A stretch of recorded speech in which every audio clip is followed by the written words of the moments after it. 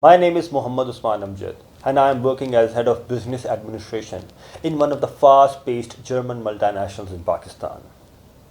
At first, I would like to thank the Office of Corporate Linkages and Placement of UMT, who has given us this chance to talk to the students that are future of Pakistan. Today, I feel very happy because always I dreamed of that I should be sharing my experience, my own experience with many students that might help them to choose their future, to choose what is good for them, to choose what is good for Pakistan. So here I am, guys, to share my very own experience with you. I was admitted in Urdu medium school. At that time, obviously, I did not know what difference does it make if you're in English medium school or if you're in Urdu medium school. Time was passing by, and I was achieving good positions as well. I was on average third position in every result, but the thing was that the personal grooming was not there. So when I was in fifth grade, I really think that this is not the school that I should be reading and studying in.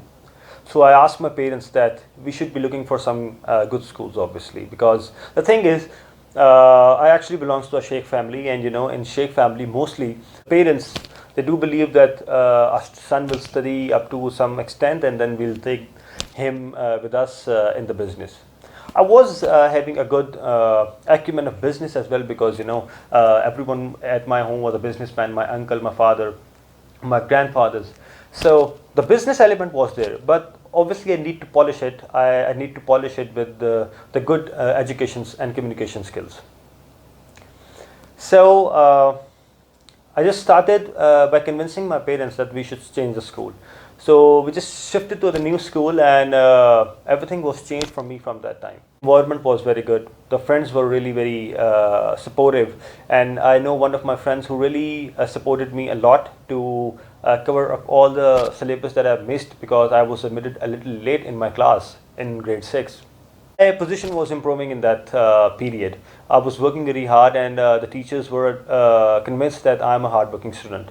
So they started actually working on me, and I obviously given them a response of studying hard, working day and night. I remember I used to go to school at 7 a.m. in the morning, and at 2 p.m. it was not really the end of classes. It was actually a break when it was the end of the school for other guys.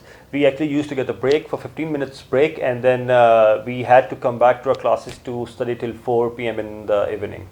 And obviously, since that was the matric era, I was preparing for my matriculations. So I had to go to my tuition center from 4 to 6, and then from 6 to onward I used to study myself. What happened was I was really able to secure a very good number, which was like 86% in 2007. At that time I was confused because there was no one to help me, to support me in my decision making, and everyone was just busy in the business, obviously. My father used to tell me, Usman, just look, I don't know, I don't care whatever you study, you just tell me the fees and I will just give it to you, and you're free to study everything you want, and once you're done, there's no problem, I'm available, you can come and sit with me in my own business. That was not the thing that was made for me.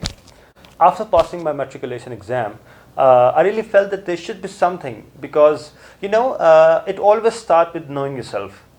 I knew that I can do something better. I knew that I can do something big.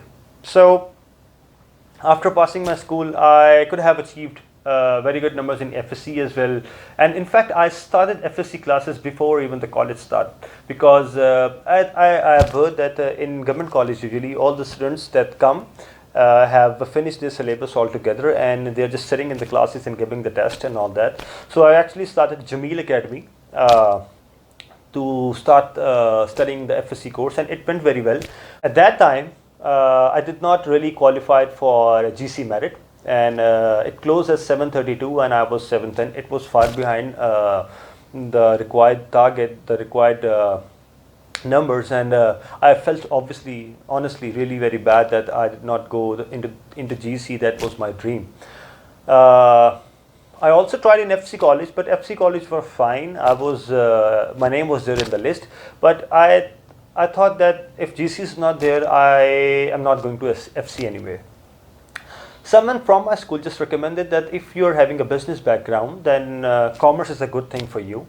I was already very confused in deciding things for me, that what should I do. But since I knew myself that I can do something very big, I can achieve things that really will matter to my family as a whole, I thought, okay, that ICOM will be a good thing for me since it is particularly related to the business. So I just went in to ICOM. But honestly speaking, when I went there, looking at the whole course outline and the structure of Punjab College, I felt really amazed at how things are working really here, because what I have aimed for the college and universities were quite different. So at that very moment, I prepared my mind that I will not be pursuing BCom after I've done with ICOM. I have prepared really hard in ICOM, and I was able to secure 900 out of 1100 marks in ICOM, which was a very good total. And between my studies, I've heard some teachers saying about the chartered accountancy.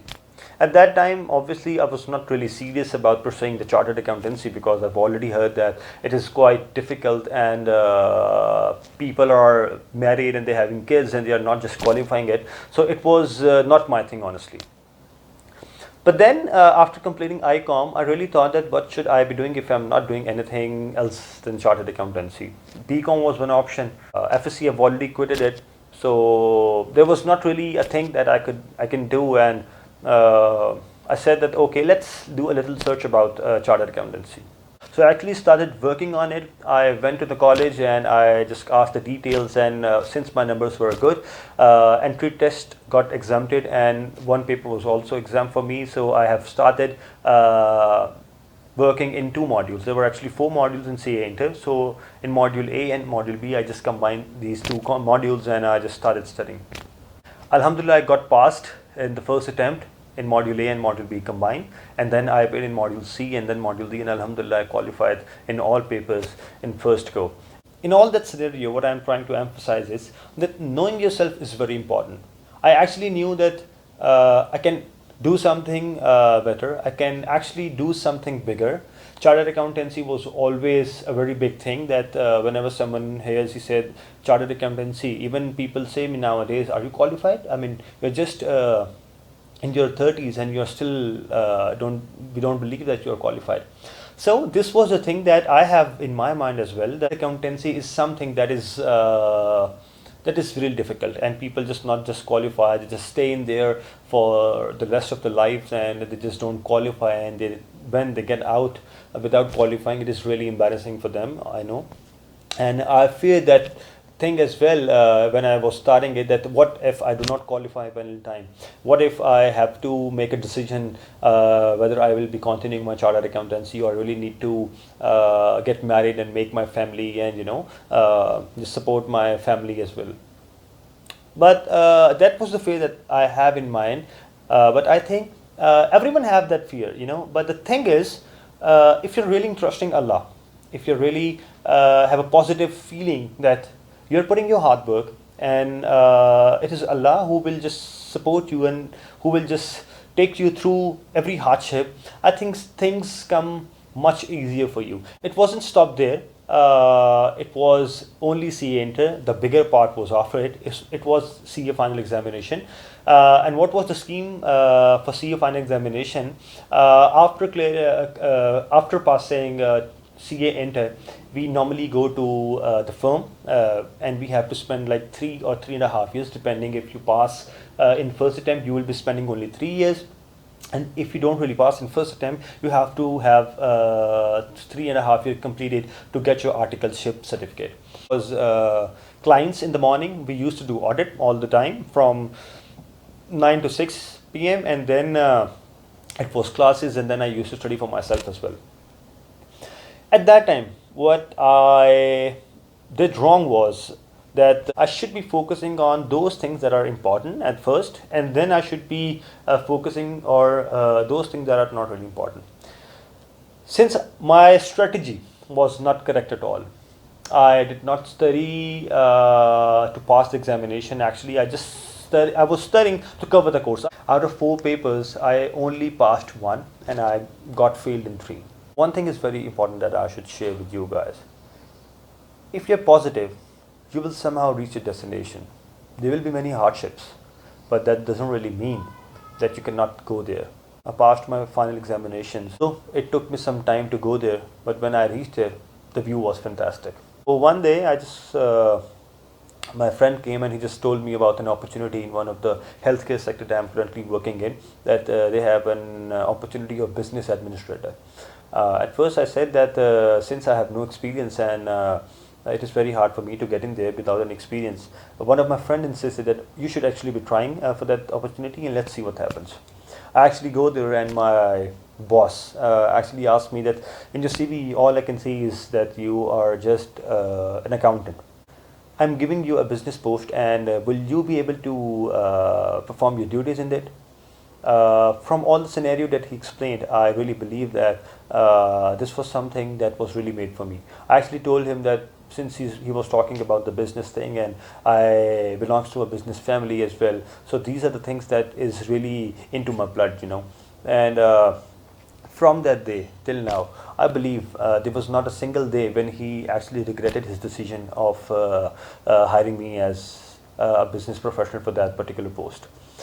He was very happy that he had me, and I was really very happy too that I'm finally in an industry to work with that I really dreamed of. But things were not really good for me at that time as well. I was admitted as the head of business administration when most of the people from organization was not expecting me. My very own subordinate, he was actually of the view that he should be promoted into that post, and when I got there, he was not really very happy. And to be honest, he was not really ready to support me. And whenever I asked for some data, he always said that, oh, this is not the thing that I can provide, and this is not the thing that I will be working on. Or, he was having a lot of excuses for that particular item. But the thing was, remember, in every walk of life, uh, you should be having grip of what you are doing in a particular field. If you don't know what you are doing, or if you don't know how to do this, you will not be succeeding for very long. Sooner or later, people will know that you are not able to execute what is given to you, and they will find a replacement for you. So it was something that was a challenge for me. And since I was very enthusiastic at that time, I really did not ask him to provide me what I need. This is particularly about the managerial skills and how do you manage your team, There was actually 3 subordinates, one in Karachi, one in Lahore, and one in Islamabad. For Lahore, I was appointed as head of business administration for the whole country, and for Lahore region, I have that particular guy with me who. So I actually started building my own database. I worked from day to night. I remember that I even spent my weekends there for gathering all the information that I needed. And there was a lot of things that were missing at that time. And it was quite a good job for me to, identify all those loopholes and all those leakages that was really causing profitability to go down. So with the passage of time, the first thing was that he was admitting that I was one who was not actually counting on him, and whatever data was needed, I can prepare myself.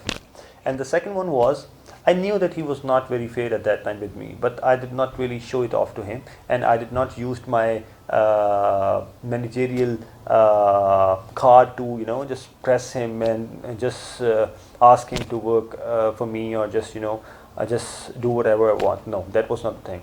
I was listening to him. Actually, what happened was, he was not very happy with the organization system. He was of the view that there are some people who are being awarded good, and he was the one who is being deprived of the financial benefits that others are getting. So I actually worked with him. I actually asked him what actually he wanted and what has happened with him in the past. And I did ask from other colleagues as well that what they have in their mind about him. So I really reached at the conclusion that he was someone who was really very straightforward. He usually don't keep something in his heart, and he just used to say it very straightforward, and most of the people were not very happy. And since in organizational structure, it is very important for us to have a good relationship with everyone. He was not maintaining a good relationship with everyone too. So what I realized that he's a good person, but all he wanted was a good attention and a financial benefits. So I actually started working with my management to just to see what we can do for him. I got approved for him quite a couple benefits, and then he was happy. And actually, I must say that he's the one that I am just trusting most from my team members, and this was the thing that I really find very helpful for the people as well. That if you find someone who is not really very happy for you, or he's not actually supporting you, that doesn't really mean that he doesn't like you. There may be many things that that have happened with him that you really don't know, and you need to dig into it to find that what is causing this, and how you can overcome this. So that was the thing that was really helpful for him as well, and for me as well, to get to know my leadership skills. That you should not just pressing other hard to just do one thing. It is the matter of fact that ask them politely and in a good manner as well. And there are a couple of people around me as well, which I still know that are very good, and they're not happy because their managers are just not listening to them, and they are just not a good boss.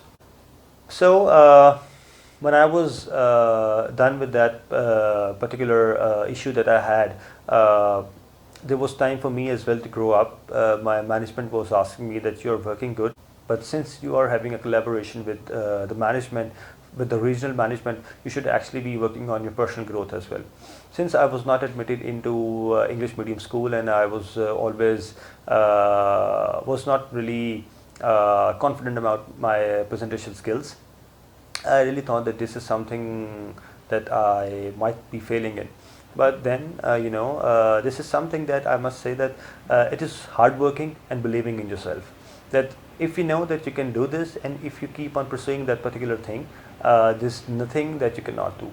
So what happened was I started actually taking 1 or 2 meetings, and at the first meeting, I must tell you that I was very confused that okay, everyone will be there from the management, and there will be quite a forum, and if I do not do very good, what will happen, and I will just lose my image in the first meeting, and the rest of the years will be very hard for me. But actually, one thing that I should be sharing with you is that he just recommended me that if everything is asked from you, just reply it. Don't just complex it for yourself. If it is asked about product A, just don't mention product B or product C. Just give a brief reply of what you know about product A, and that's it. And things will start coming to you later on. About health and fitness, I was always very cautious about my health, and the person you're seeing me right now was not there at the time when I was starting my chartered accountancy. So I had one thing in my mind that I used to work out as well. So I have made my routine in a manner that I used to go to work out after the Fajr prayer in the morning, and I used to work out for like 1 hour, and then I used to come back and just rest for a while, because if you're really working out, you need to be relaxed for a while, and you need to have a very good sleep and very good diet. If anyone you is aiming to have a good diet and a good workout, then I must tell you that you should be having a good companion with you, the one who is actually working out with you. I know, because if you're really working out by yourself, you'll not be able to get more weights, and you will end up in a situation that you will not be improving. So having a good companion with you in the gym is very important. And if you don't really know that how to start it, you should be actually having a personal trainer for like 3 or 4 months in the start. That is sufficient. So I did the same way. I had personal trainer for like 2 months, and when I knew that okay, these are the things that I can do myself now, I asked him that, I mean, it was really good to have you, and now I would like to have my own companion with me, and we'll be working out together. Finally, I would like to conclude that I was completely a different person when I was in my 20s. But what I had in mind was that I should be working hard, I should be positive, and I should actually know myself, what are my strengths and what are my weaknesses. So I actually worked on them, and here I am in front of you. Alhamdulillah, I have been working on this post like for 3 years now. Alhamdulillah, people do know me in my organization and in my region as well. So, very clear message that I have for all of you is, don't lose your heart. Be positive. This is something that only you can do. If things are not really working out for you, don't worry. You need to work even harder to go up there and achieve what is made for you. Finally, I would like to thank UMT and all the students who are watching my video. I hope a little from my experience will help you a lot. Thank you so much. Allah Hafiz.